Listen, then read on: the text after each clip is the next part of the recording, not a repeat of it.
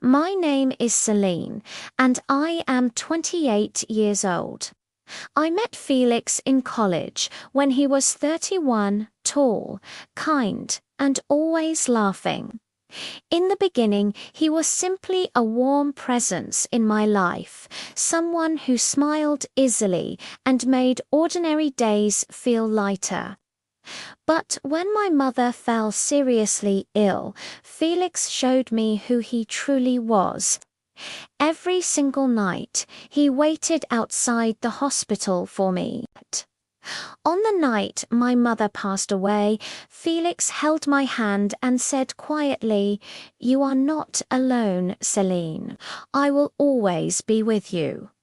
We married and moved into a small apartment in New York. It had very little furniture, but we had each other. Then, one evening, I told him I was pregnant. His eyes filled with tears and his whole face lit up. Our hearts were completely full. The very next week, everything collapsed. At 8 o'clock on a quiet evening, my phone rang. A man's voice delivered the news. "Your husband died in a car accident." I froze. My heart stopped beating.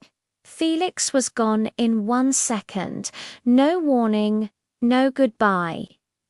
The last message read, "Celine, I am buying clothes and shoes for you and the baby." That message was never finished. My father had cut ties with me. I was completely alone, carrying a child who would never know her father. 3 weeks later, my daughter was born. I named her Amy.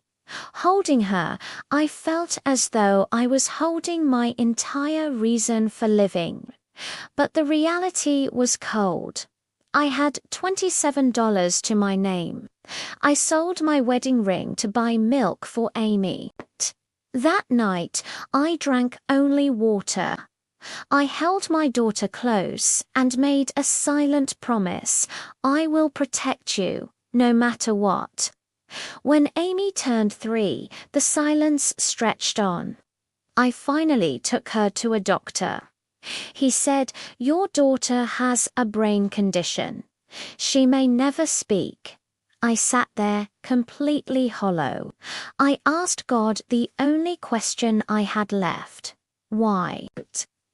I began working night shifts at a hotel, cleaning floors while the city slept. In the mornings, I would come home to Amy. Then a friend reached out. She told me I could learn a skill.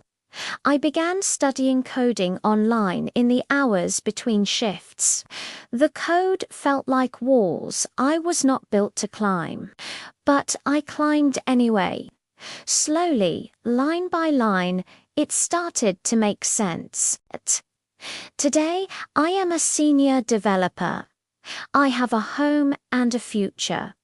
Every morning, I drop Amy at a special school. Last week, she touched my face and made a sound. "Ma, I wept from grace." I imagine Felix watching over us. I broke, but I did not stay broken. I am not extraordinary. I am simply a mother, and that has always been enough.